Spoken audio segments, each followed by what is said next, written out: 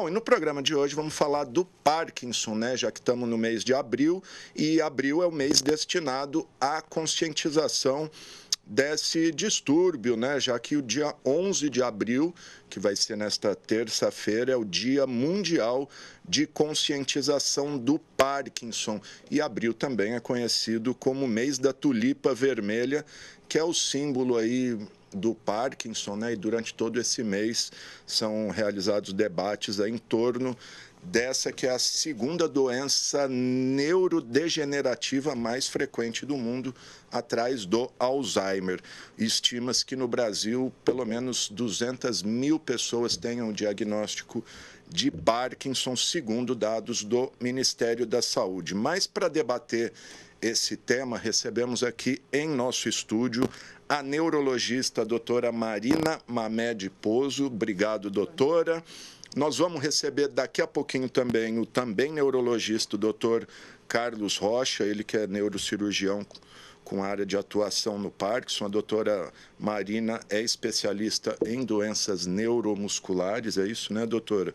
E também está aqui com a gente o vereador Pedro Roberto, que é autor da lei municipal que oficializou aqui em Rio Preto o abril como mês da tulipa vermelha, que inclusive ilumina os prédios públicos de vermelho durante todo esse mês. Obrigado, presidente, né? Ex-presidente, uma vez presidente, sempre presidente. Obrigado, Pedro. Eu que agradeço. Começar com a doutora Marina. Doutora, obrigado por estar aqui com a gente. Queria que a senhora desse uma geral. O que é o Parkinson, né? Antigamente até falava mal de Parkinson, acho que hoje não se usa mais o mal, né? Então, explica para a gente o que é essa doença e anunciar que o doutor Carlos Rocha também está chegando aqui no estúdio com a gente. Pedir para o doutor vai sentar aí, mas começar com a doutora Marina. O que é o Parkinson, doutora? Parkinson é uma doença descrita que leva esse nome por conta do James Parkinson. Que é quem descreveu a doença. Ela é uma doença neurodegenerativa. O que isso quer dizer? Ela causa a morte de alguns neurônios que ficam na área mais basal do cérebro, mais embaixo do cérebro e numa região específica, chamada mesencéfalo. Nessa área, o mesencéfalo, existe morte de neurônios que produzem uma substância chamada dopamina. E essa dopamina, ela não é só responsável pela nossa sensação de alegria e prazer, que a gente, às vezes, fala bastante em rede social, né? A gente produz dopamina, por exemplo, utilizando o YouTube e Instagram. Sim. Mas ela é uma doença que ela é responsável pelos movimentos mais importantes do corpo, que são a estabilização de movimento. Então, na doença de Parkinson, existe uma dificuldade bastante importante para ficar parado, quando você quer ficar parado, e se mexer, né? Quando você precisa se mexer. Isso por conta da deficiência da dopamina. Ela é uma doença que não começa com tremor, ao contrário do que muitas pessoas pensam. Essa diminuição da dopamina, o que ela causa nos primeiros 10 anos de doença, são alterações de olfato e alterações de comportamento. Então, muitas vezes, um comportamento um pouco mais depressivo, um pouco mais rígido, um pouco mais de dificuldade para lidar com os problemas. E aí, ao longo da evolução da doença, começa a se perceber esse tremor.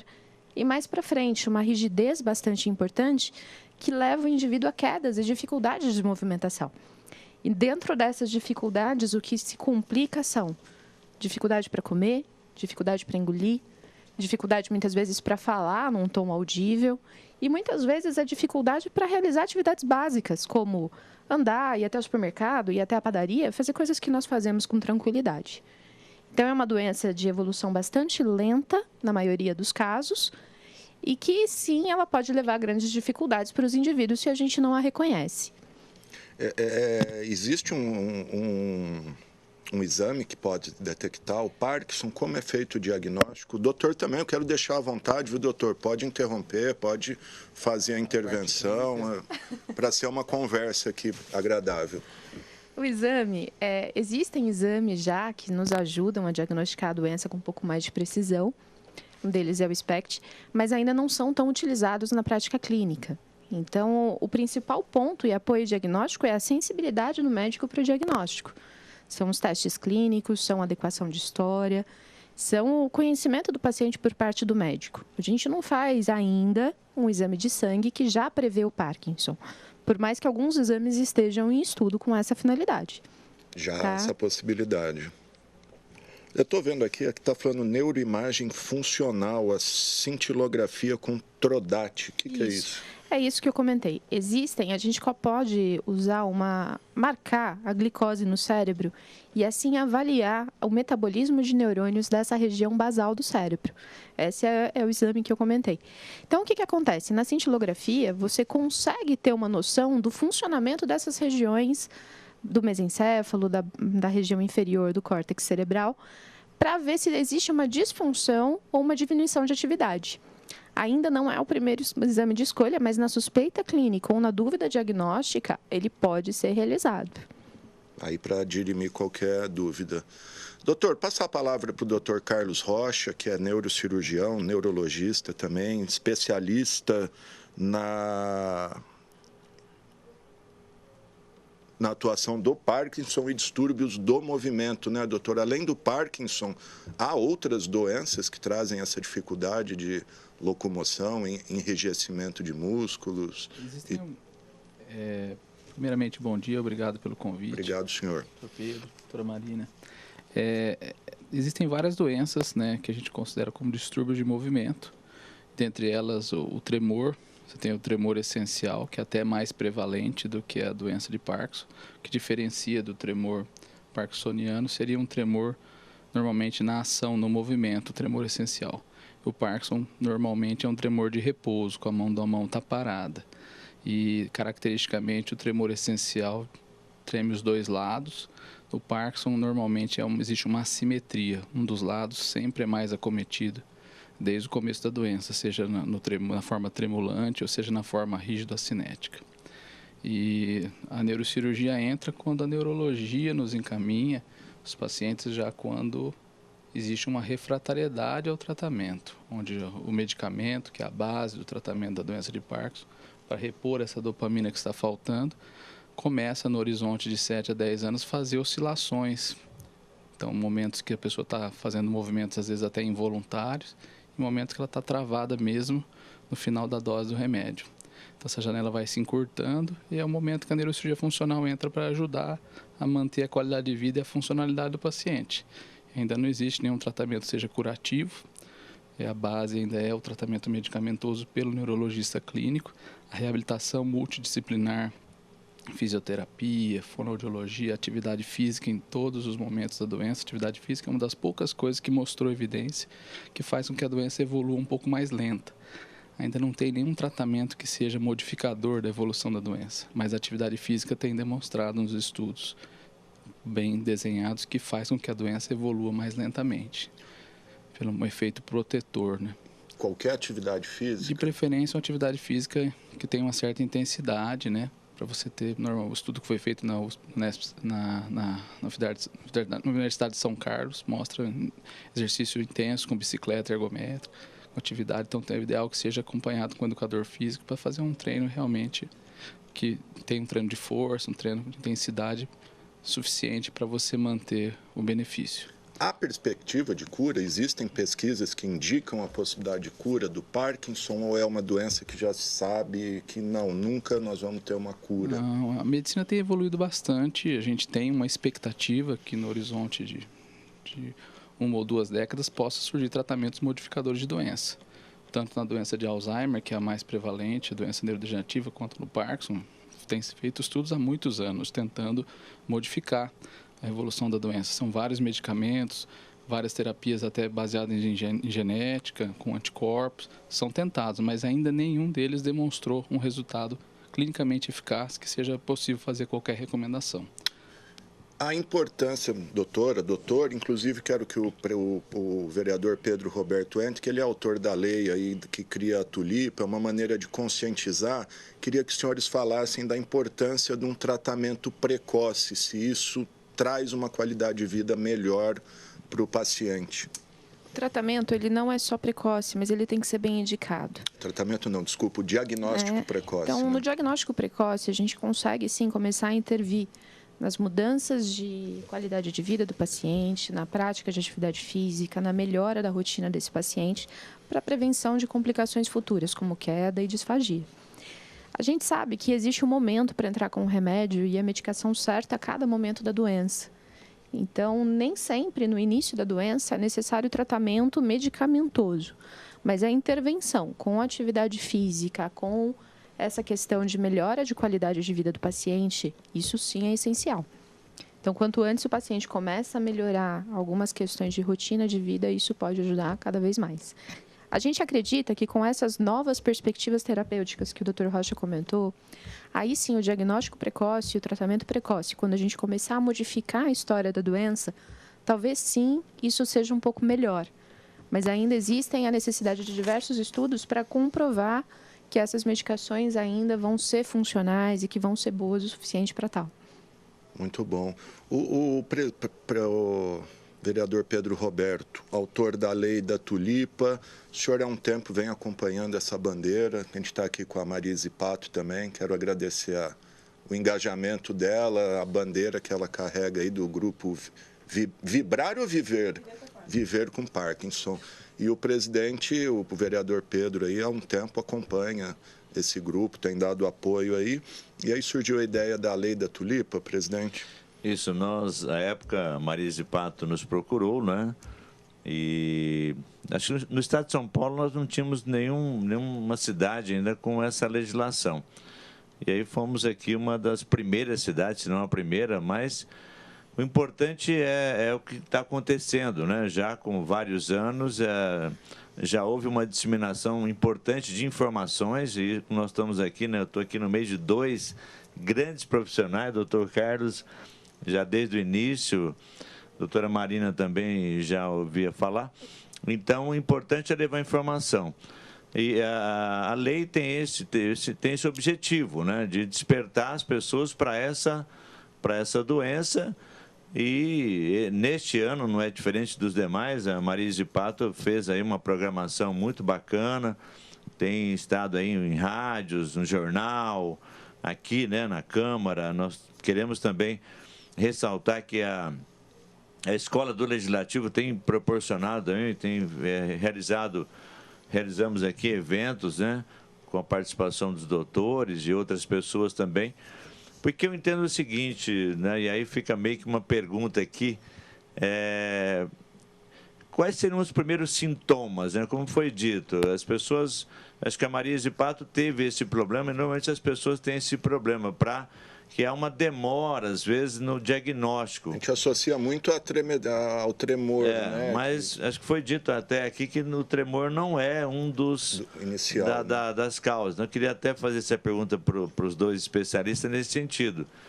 Quais seriam, assim, qual o indicativo inicial? Porque tem uma outra questão que quando esse tema chegou e a gente começou a debruçar sobre ele, eu acreditava que o Parkinson acometia pessoas de mais idade, né? O caso da Marise Pato é uma situação, acho que tem pessoas mais novas também, acho que ela está na faixa de 30 anos.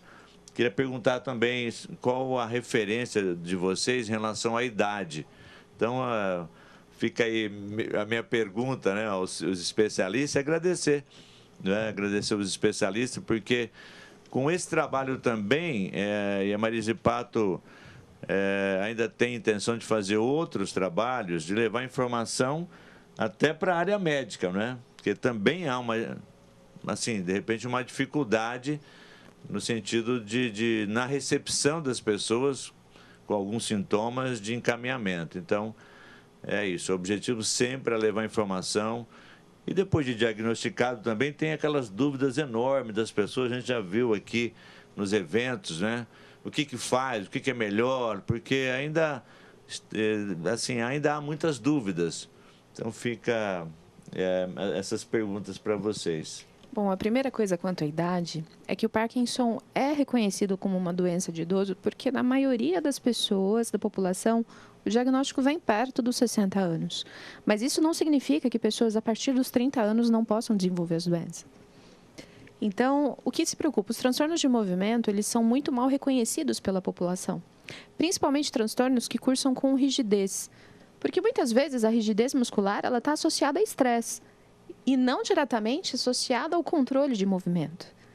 Para a população geral, se eu estou com o pescoço rígido, se eu estou mais rígido para andar, Normalmente a gente está tenso ou nervoso. A gente não está com transtorno funcional. Preciso de uma massagem. Precisa de uma massagem. E muitas vezes isso gera o atraso no diagnóstico. E normalmente é a rigidez o sintoma predominante na maioria das pessoas. Tanto é que às vezes a gente inicia a medicação para o Parkinson e o pessoal volta no consultório bravo, porque o tremor apareceu. Quando você libera a musculatura, o tremor aparece. Então, algumas vezes a gente vê essa questão. De qualquer forma, a doença ela tem uma característica múltipla de início. Então, a principal alteração no início, que agora confunde muito por conta do Covid, é a perda de olfato, que também é uma coisa que as pessoas não reconhecem como uma doença neurológica. Muitas vezes as pessoas procuram diversos profissionais antes de chegar no neurologista pela anosmia, que é a ausência de olfato. A rigidez é a mesma coisa. Muitas vezes o pessoal procura o Dr. Rocha por dor na coluna. Achando que é um problema de coluna. E aí sim, ele olha e fala, não, isso não é um problema de coluna, isso é um problema de movimento, a gente tem que liberar um pouco essa musculatura. Então, muitas vezes, o desconhecimento da população quanto a quadros de movimento e entender que o nosso cérebro ele controla não só as emoções, mas a capacidade da gente, tanto de contrair quanto relaxar a musculatura, faz diferença. Nos jovens, a gente vê isso com um pouco mais chama um pouco mais atenção. Então, a rigidez predomina em relação ao idoso. E isso leva, muitas vezes, à falta de diagnóstico adequado, ao preconceito em relação àquela pessoa. Muitas vezes, a rigidez muscular também é muito confundida com depressão. E várias vezes o paciente com Parkinson chega para a gente depois de ter passado pelo psiquiatra, porque ele não tem aquele movimento normal da face que faz a gente rir, se expressar. A face fica paralisada, pisca mais devagar, ri com menor amplitude, e isso leva, então, a confusão diagnóstica. Entendeu? Eu acho que se isso puder ajudar, eu acho que é a primeira coisa.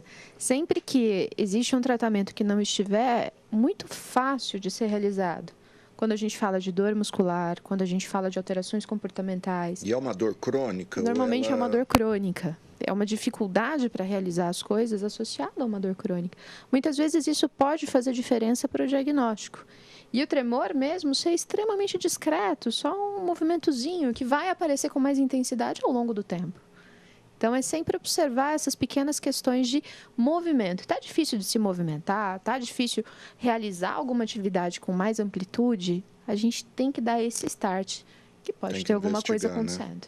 Né? O doutor, o Parkinson, ele é genético ou surge, enfim, em qualquer pessoa, independentemente de histórico familiar? Eu vou responder já, mas eu quero aproveitar a oportunidade da palavra para parabenizar, em nome do vereador Pedro Roberto, a Escola Legislativa, que eu tenho desde 2019 participado em conjunto e desenvolvendo um trabalho importante na comunidade de esclarecimento e agora maturando uma lei municipal, é uma coisa de vanguarda, realmente mostra que Rio Preto está na frente em muitas cidades.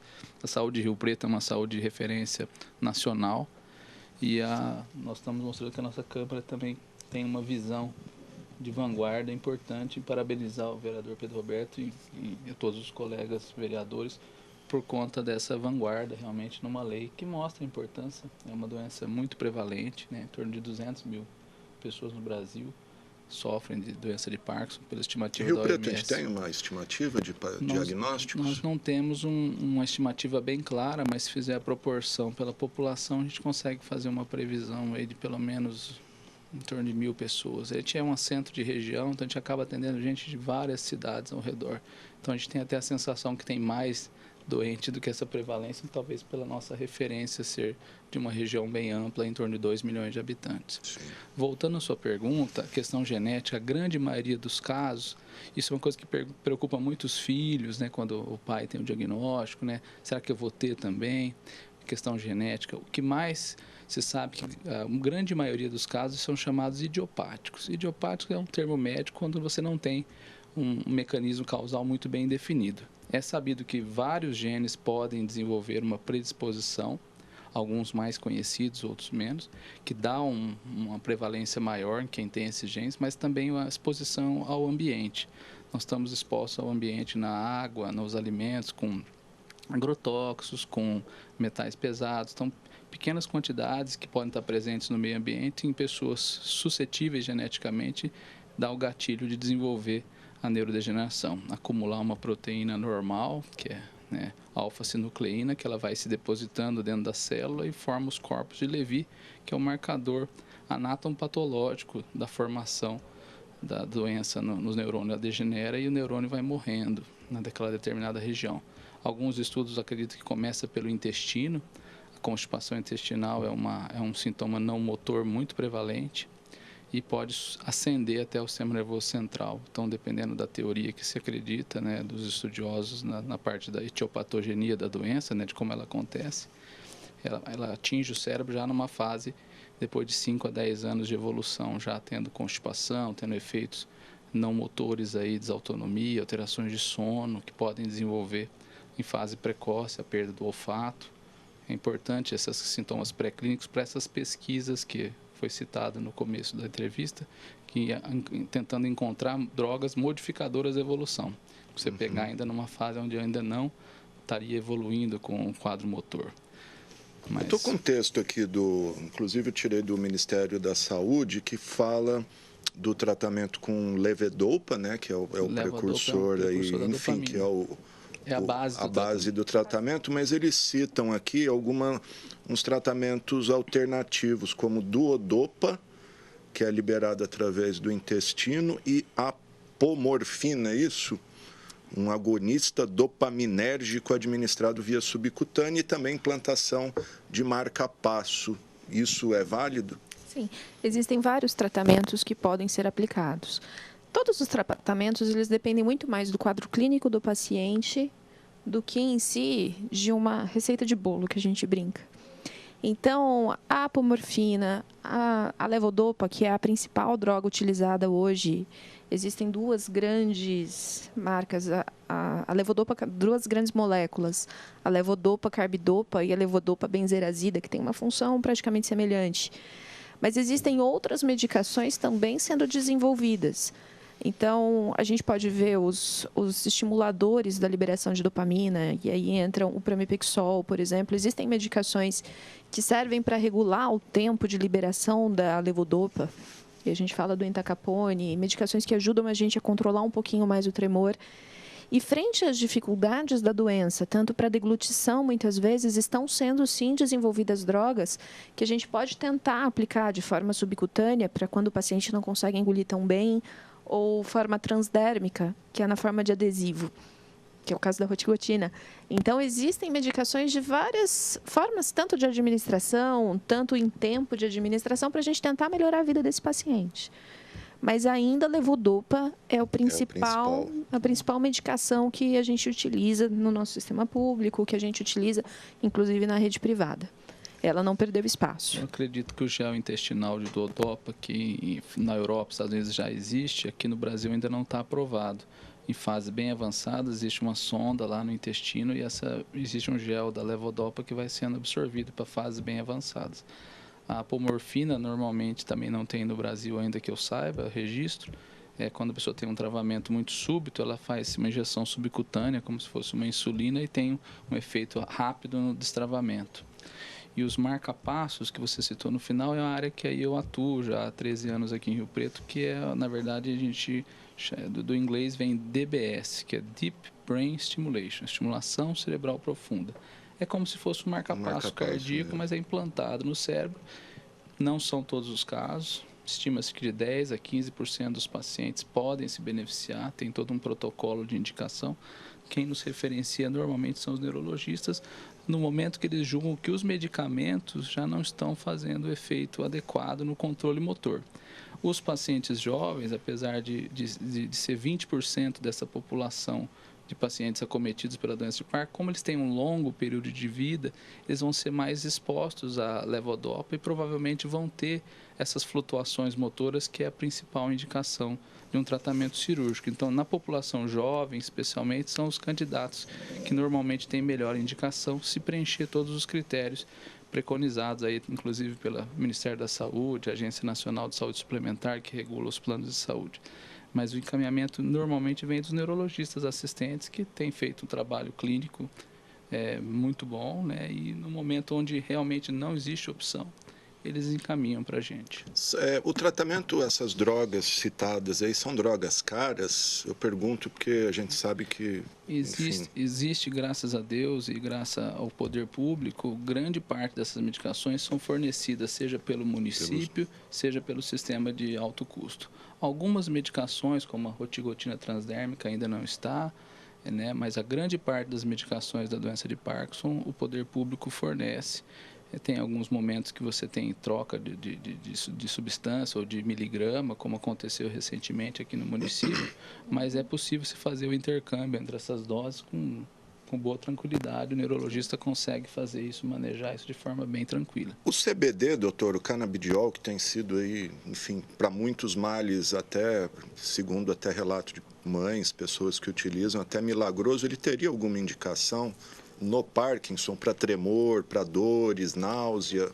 É interessante falar sobre isso, porque os estudos clínicos para a doença de Parkinson ainda são bem pobres. Os resultados ainda são bem iniciais. Na prática clínica, depois que foi liberado, nós temos tido alguma experiência com alguns pacientes. A gente percebe uma melhora nos sintomas não motores, dor, melhora do sono, mas não é essa panaceia que a gente vê na internet. É importante ter esse entendimento. Muitas vezes alguns pacientes usam, não observam melhora. É importante dizer que é uma medicação adjuvante, mas ainda não é recomendação das sociedades de distúrbio de movimento como uma medicação utilizada para a doença de Parkinson com segurança e com eficácia comprovada. Os estudos estão sendo usados ainda off-label, quer dizer, assim, o uso ainda dos médicos estão usando de forma off-label, quer dizer, sem uma aprovação muito bem definida para essa indicação, porque os estudos ainda são iniciais nesse sentido. O senhor falou da internet, a doutora Marina falava antes do começo dessa panaceia de internet em que influenciadores se passam por doutores ali, dando dica e tal. Como é que a medicina tem visto isso? Queria também que o vereador falasse dessa questão de desinformação por rede social. Eu brinco com muitos pacientes que eu atuo como desinfluenciadora digital.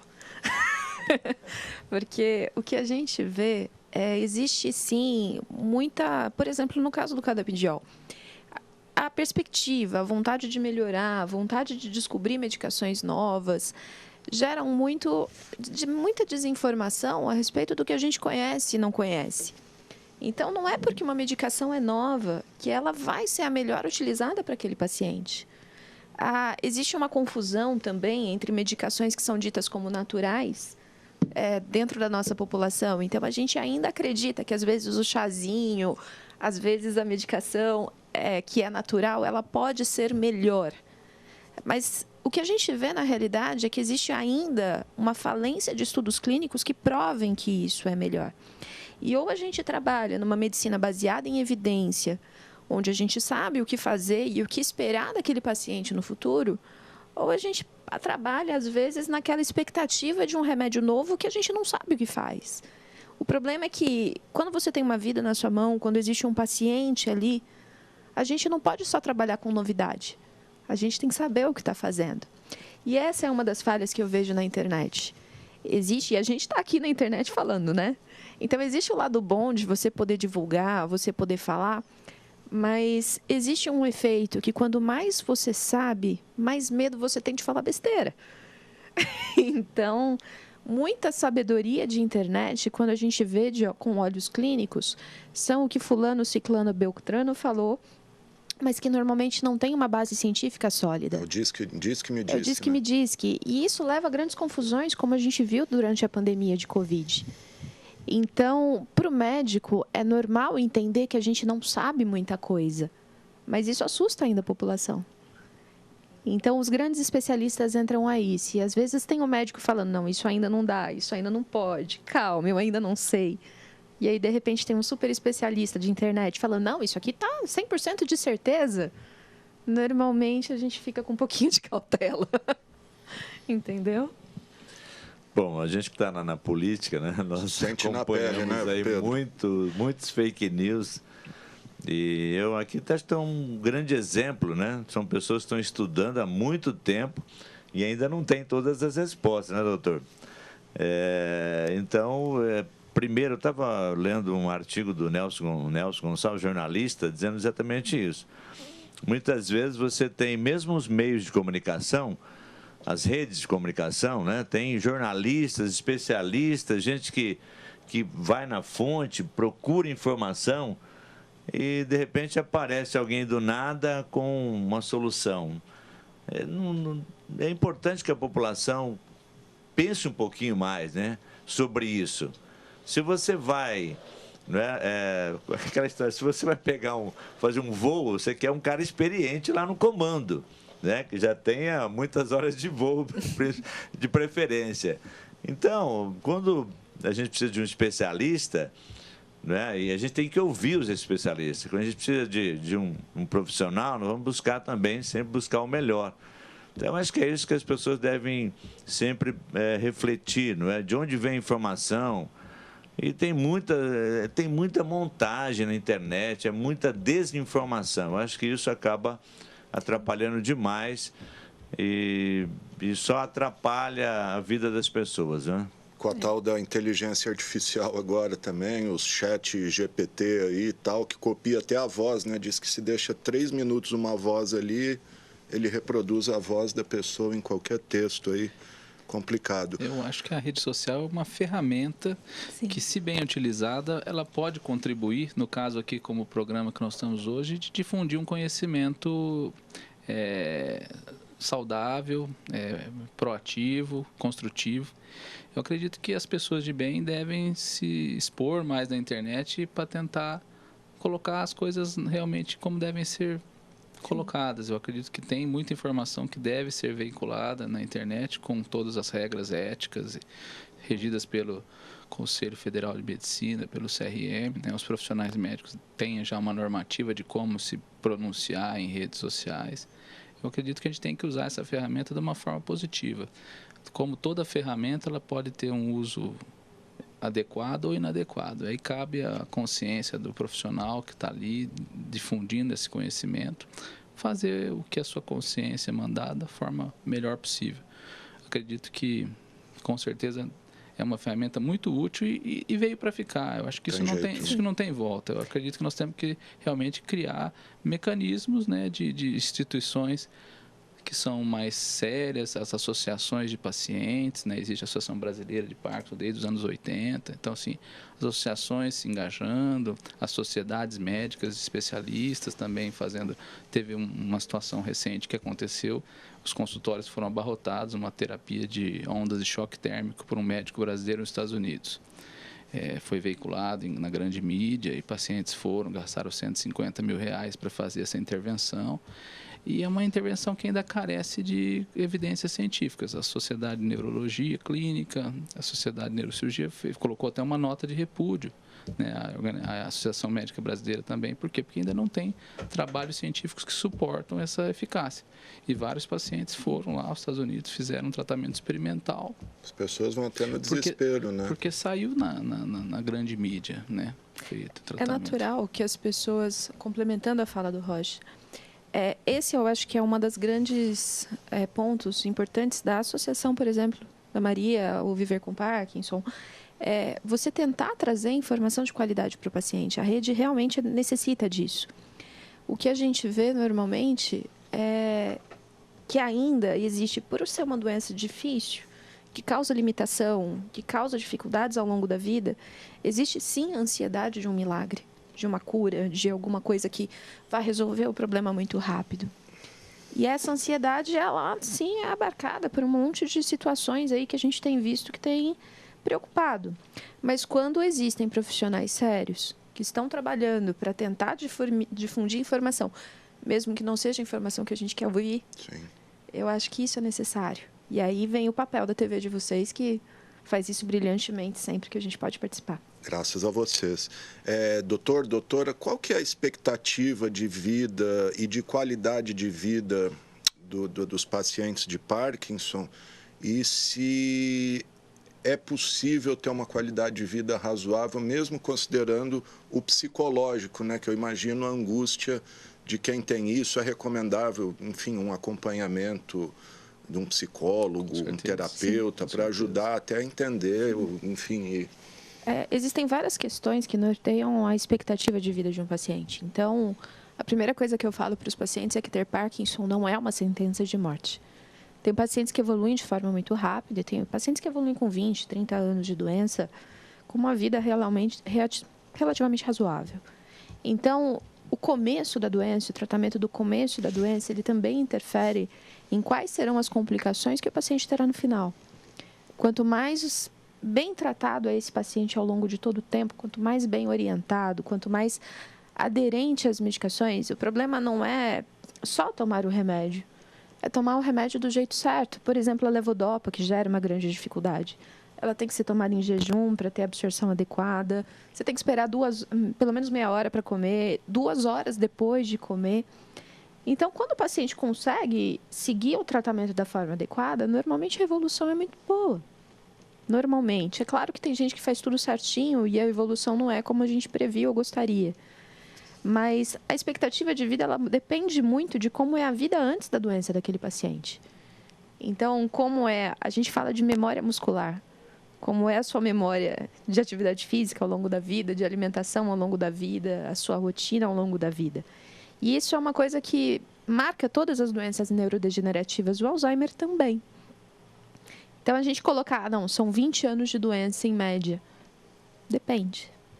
Tá? Eu acho que esse é o ponto mais importante que a gente tem que ter aí.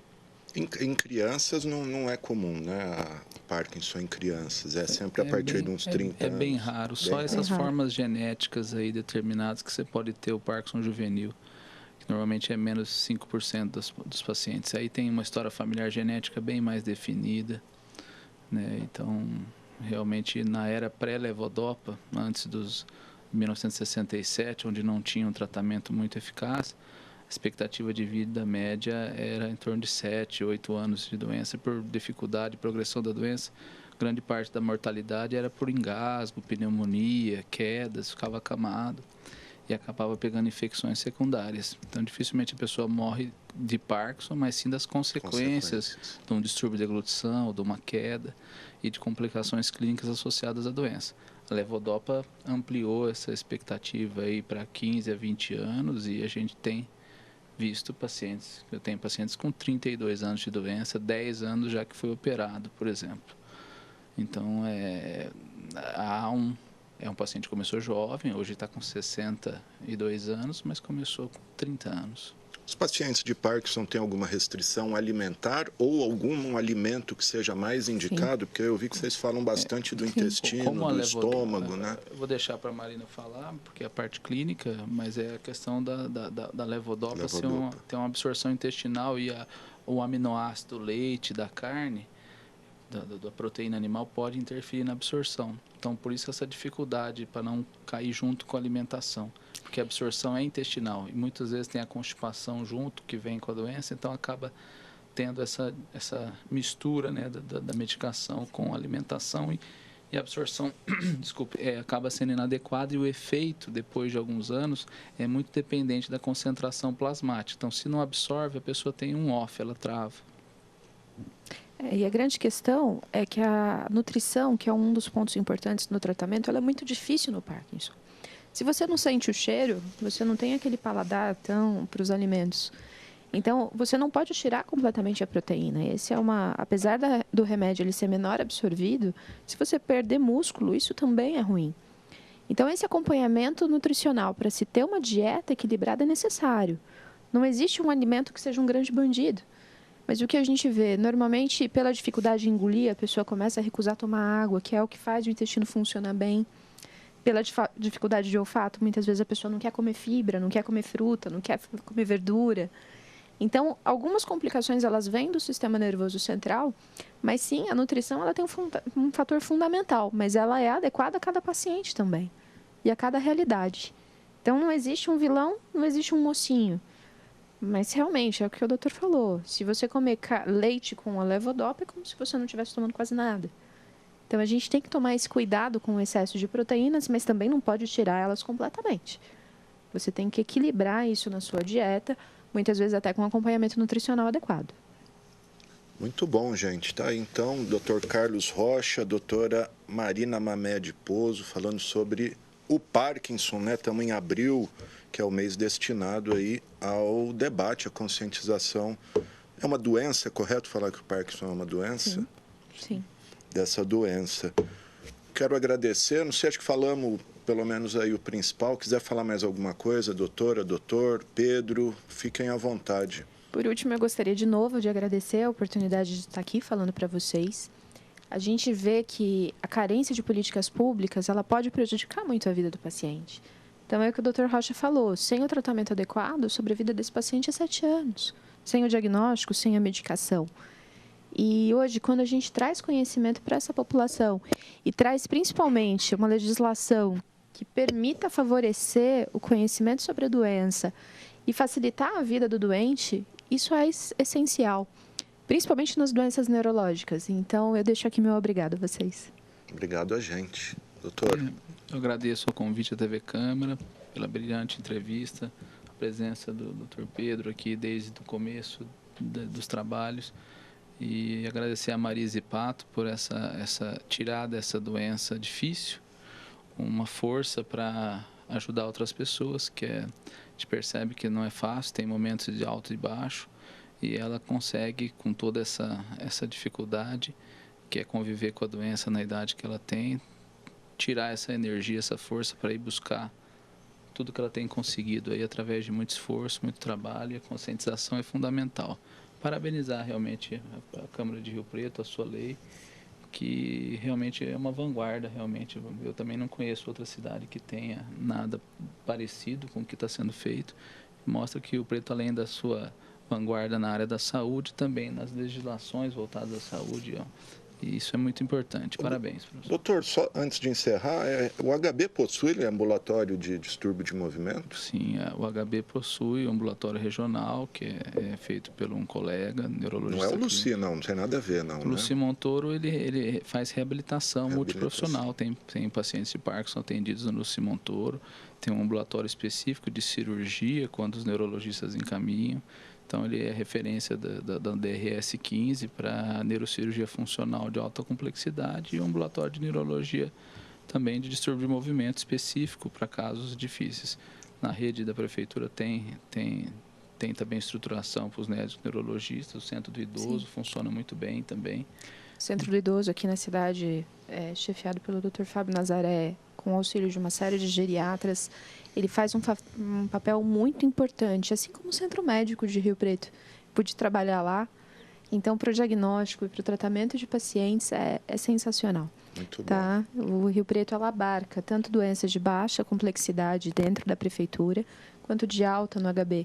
E isso é bastante interessante para o doente. Muito bom. Vamos repetir só os sintomas iniciais para as pessoas ficarem, para a gente reforçar bastante, que até dor nas costas vocês citaram, né? Então, quem tiver uma dor crônica muito Então, a gente tem que pensar que alterações causadas pela rigidez, que são as alterações motoras, são alguns dos sintomas, mas alterações não motoras são bastante importantes. São perda de olfato, como o Dr. Rocha falou, a constipação intestinal, que é muito comum na população. Não é toda constipação que vai gerar isso, mas uma constipação refratária chama a atenção. Além do quadro de rigidez importante, que pode cursar com dor, e o tremor, que é um tremor assimétrico, que a gente fala em contar moedas, e normalmente de repouso. Então, o que eu acho que pode ficar é uma doença que, quando você quer se mexer, ela limita. Mas quando você quer ficar parado, você não consegue, né? Então, eu acho que esse é um dos pontos principais da doença. Perfeito. Pedro? Alexandre, bom, além de agradecer demais aqui, né, os doutores que sempre colaboraram com esse processo, né? Porque o nível de informação é muito importante, né? E a gente tem aqui informações seguras.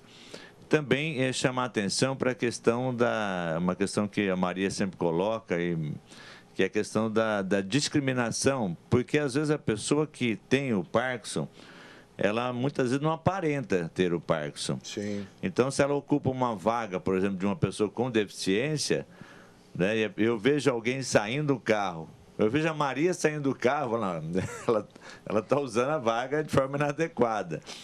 Mas, assim, numa fila de banco, para chamar a atenção das pessoas, porque às vezes as pessoas têm acometida de uma doença como essa, que restringe, mas não aparenta. Então, fica aí também esse alerta, né, para a população. Tem muitas pessoas que não têm e usam, né? Usa a vaga do deficiente, do idoso, enfim. Idoso é mais comum, você consegue visualizar, mas do deficiente, né? As pessoas com deficiência, isso se chama deficiência não visível. Isso. Dentro das Maria doenças, até relatou numa entrevista recente que algumas dificuldades que ela enfrenta. Sim, dentro das doenças neuromusculares isso é extremamente comum também. Então, existem doenças e deficiências não visíveis nas quais os portadores já tentam se identificar. Algumas pessoas com Parkinson já utilizando crachás com a tulipa vermelha. Às vezes, pessoas com deficiências não visíveis usam um crachá com um girassolzinho, colocando a deficiência. A gente vê que a nossa população, ela entende ainda como deficiente aquela pessoa que está na cadeira de rodas, mas não a pessoa que tem dificuldades sérias. E muitas vezes, sim, isso não é possível de ser visto. A pessoa está sentindo a dificuldade, mas ela não é tão percebida pela população comum. Então, a gente tentar trazer isso também para a população, que existe deficiência, que a pessoa anda, que a pessoa sai, que ela vai no supermercado, isso é importantíssimo, tá?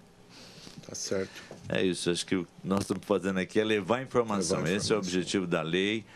Né? Quero agradecer aqui também, mais uma vez, como o doutor falou, a Escola do Legislativo, o presidente, né, o atual, Paulera, também tem dado espaço, agradecê-lo, e vocês, né, da TV Câmara, que têm feito aí importantes entrevistas, né, levando informação para a população. Legal, gente. Obrigado, agradeço demais. E se alguém tiver ainda alguma dúvida, vocês têm rede social, algum telefone que queira deixar, não sei se é possível, consultório, talvez? Bom, eu me comunico muito pelo Instagram, mas é o Instagram feito pelos meus alunos da Liga de Neurologia da faculdade. A minha rede social ainda é privada, tá? Mas dentro da Unilago existe a Liga Acadêmica de Neurologia Clínica e Cirúrgica, que sempre coloca coisas interessantes para a população. Às vezes trabalha muito com a Maria também. A Maria. Qualquer dúvida, procurar a Maria. A Maria está aí no Facebook, está em tudo aí, marcando todo mundo. Maria Zipato, do Viver com Parkinson. Doutor, obrigado. Pedro. Obrigado. Doutora Marina, muito obrigado. É isso aí, gente.